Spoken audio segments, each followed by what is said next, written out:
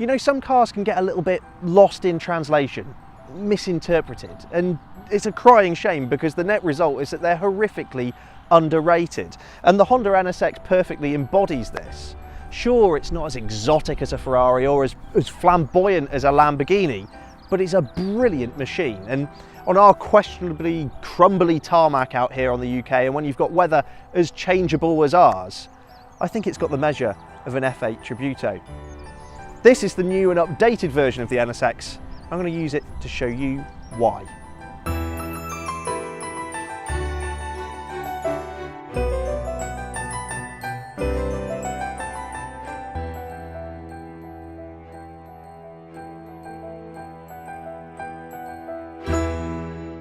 Well, I don't think anybody can argue against the NSX looking the part because it's part manga cartoon with some of its really exaggerated features and part robot in disguise with an intensity that just stares right back at you. Like a beautifully folded piece of origami, there's neat and calculated creases that detail this overall shape. It's bold enough to capture the imagination, but Japanese enough to be polite about it. Ducts and vents channel the air around this car, with some surfaces cutting cleanly through the atmosphere and the others using it to generate downforce. It's a low-slung, raked profile with great big vents on its shoulders that all leads to this surprisingly pointed rear end. A neat diffuser plays host to a quartet of exhaust pipes bunched at the bottom.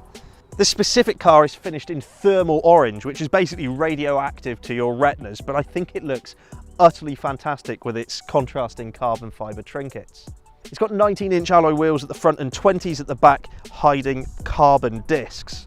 Something that just hints at the performance that lurks beneath this sculpture. I'd actually call this specification the Iron Brew Special because you've got this vivid orange paintwork and contrasting blue leather on the inside, which I know is not going to be to everyone's taste, but neither is Iron Brew. The sport seats are wide and accommodating, and whilst they're plenty bolstered, you don't feel hemmed in like you are in some other supercars, meaning that this is much more comfortable over a Grand Tour. The dashboard is full of interesting contours and brushed aluminium, and a big wide central stack divides you and your passenger. You sit low, you feel plugged in. But unlike other supercars, nothing in this cabin feels brittle or like it's going to fall off in your hands. This is a Honda after all, and it's been built to last. However, the cabin is starting to feel a bit dated now, and some of this switchgear has maybe had its time. However, the Achilles heel of this entire package is the infotainment system that just drives me mad. It was terrible in a Honda Civic. It is terrible in this. It's exactly the same system. It is clunky, it is slow, it is not intuitive. Things are hidden within menus, and frankly, its only saving grace, you can plug an iPhone or an Android device into it and use Apple CarPlay or Android Auto, which is basically what I've done from the second I got into it. And whilst we're chatting a slightly more negative tone, the boot in this car does leave much to be desired. Unlike an R8, you can't open the frunk. Instead, you've got a compartment behind the engine and sort of sat on top of the gearbox, meaning things get quite hot in there, so no frozen pizzas. But it's also 125 litres, which, you know, isn't all that much when you compare it to something more practical like a Porsche 911. But that's enough of the dull, boring bits of the NSX. I think it's about time we hit that starter button and went and chased some tarmac.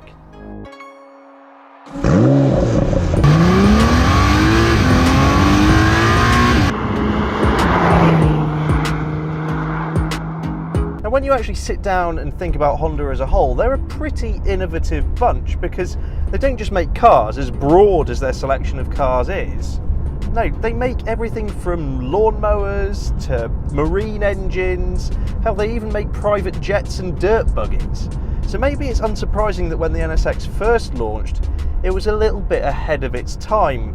You see, hybrid supercars weren't flavour of the month. Okay, they were technological innovators at the very echelons of motoring. But for more, I suppose, mainstream supercars, if that's even a phrase, it was questionable why you wanted a battery on board at all. Well, this platform informs the world exactly why Honda made the decisions it did.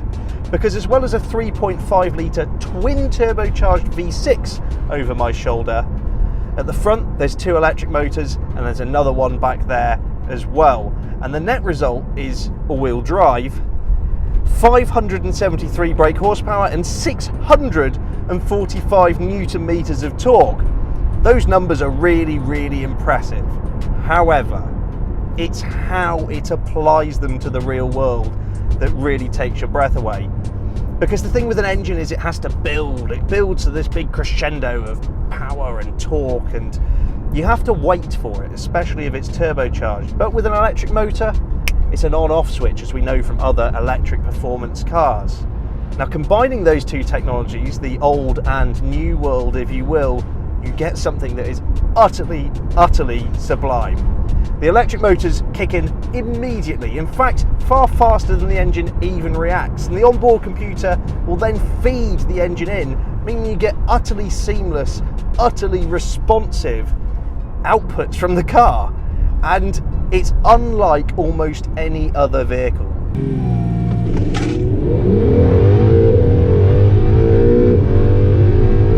The responses from the powertrain are simply telepathic. They are that responsive, and that is exactly what you want in a high performance car.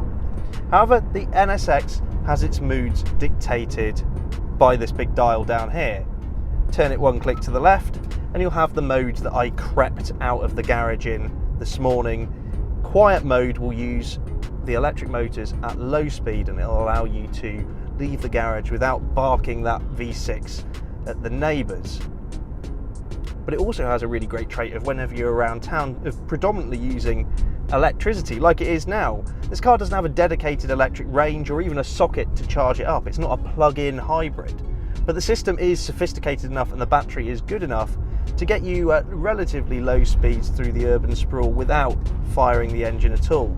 And it's not like it's a limp home mode either. Like, it's responsive, it knows what it's doing. And yeah, it's quite nice. It's weird with a car with so much visual theatre to quietly make its way through its adoring crowds, because I mean obviously this car gets a lot of attention and everyone's expecting the boom and noise of a supercar, but instead, like a spectre at a feast, you glide on by. Turning things up a notch, you enter sport mode, and this is kind of where the NSX spends most of its life. The combination of electric and petrol power is really seamless, how it slips in and out. Torque fills where the engine's building, you know, allows the engine to do its thing, just supplemented by the electric motors. It's great.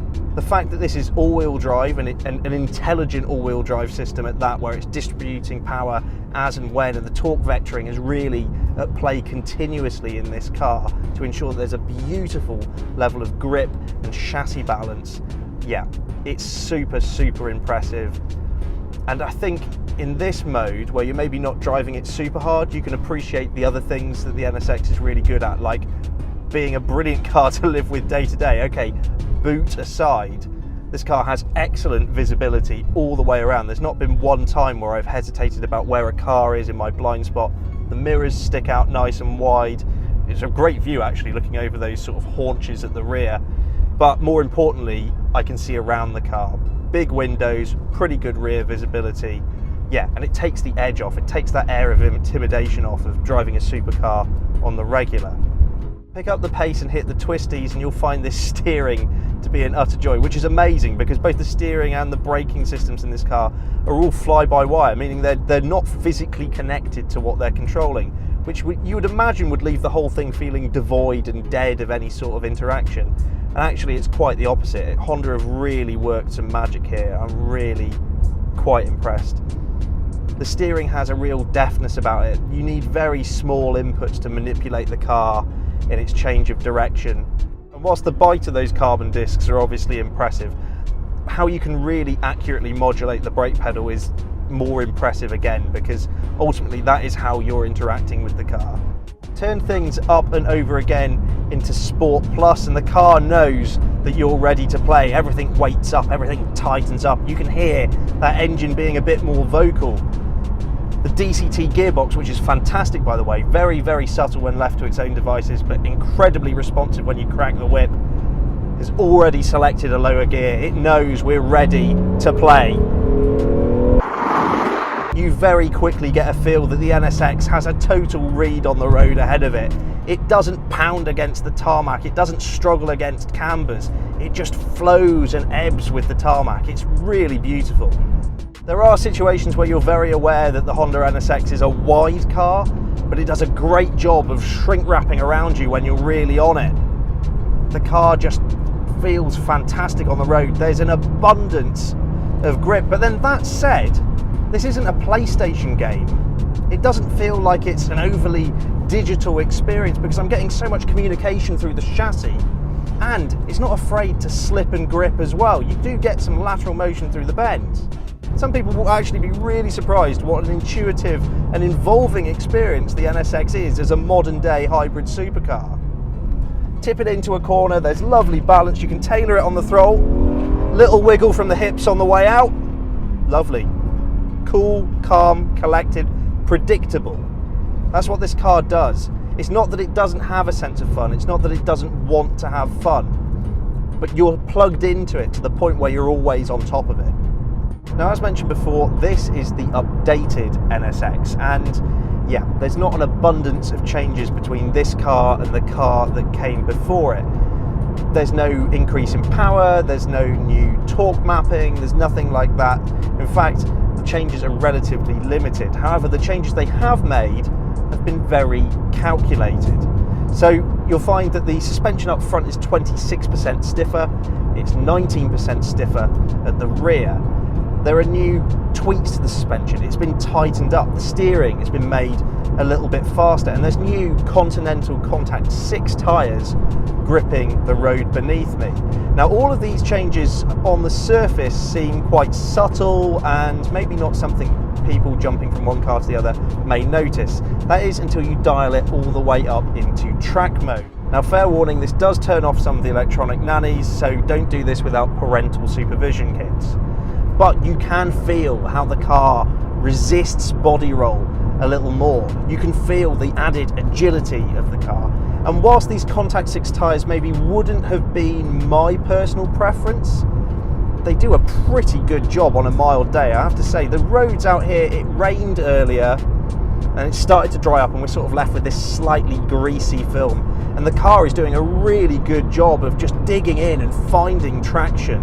And yeah, if you barrel into a corner all too quickly, you do come across some understeer. I mean, that's easily trimmed off with the throttle. You can feel the chassis at play beneath you, and it's an absolutely incredible thing at just deploying that performance in a controlled, concise, and ferocious manner whenever you really do let it go. And that's the big thing with this car. In other hairy-chested sort of supercars, you will be fighting it in conditions like this to drive quickly. Whereas the NSX always has this level of composure, like it knows what the road ahead holds. It's not that it's dull and detached and doing all the work for you, because it lets you have a play. But there is just a sense of total dominion over the performance that you are exploiting here. But something else that track mode enables is launch control, and that's something that will get you from 0 to 62 miles per hour in 3 seconds and begins that journey to a top speed of 191 miles per hour. Slow, this car is not. It is a crying shame that the NSX is overlooked by some supercar buyers that seemingly just chase badge kudos. And I think much like this car's predecessor, it's going to be really relished in 10-15 years' time. It's just being a more down-to-earth and incredibly capable machine.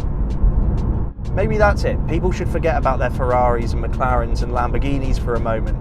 Don't adopt a puppy. Don't sponsor a polar bear. Buy a Honda NSX. You know, the Honda NSX isn't necessarily going to win you a game of top trumps. But do you know who plays top trumps? Children, and not people who drive cars like this. The Honda NSX was misunderstood when it was new because people sort of forgot what NSX stood for. New Sports Car Experimental. And when this was box fresh, when this was brand new and you wanted a hybrid supercar, you were spending £1 million on a P1 or a Porsche 918 or LaFerrari. This brought the technology to this playing field long before anybody else. And people shouldn't forget that. This car pushed boundaries. This thing did the thing that Honda do best: surprise you.